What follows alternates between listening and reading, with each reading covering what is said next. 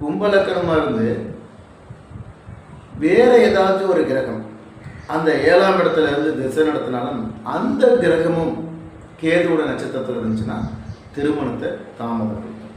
அதே போல் கேது பகவானுடைய திசைகள் 7 வருடங்கள் நடந்தாலும் திருமணம் அவ்வளவு எளிமையாக நடக்காது, ஈஸியாகவும் நடந்துடாது. காரணம், அது மிகுந்த தடையை ஏற்படுத்தும்.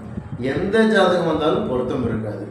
சில பேருக்கு பார்த்தீங்க அப்படின்னா, நீங்களே உங்கள் வாழ்க்கையில் சந்திச்சிருக்கலாம், நிச்சயம் பண்ண திருமணம் கூட நின்று போயிருக்கும், மண்டபம் கூட புக் பண்ணியிருப்பாங்க, அந்த கேது திசையில் விளக்கே நின்று போயிருக்கும்.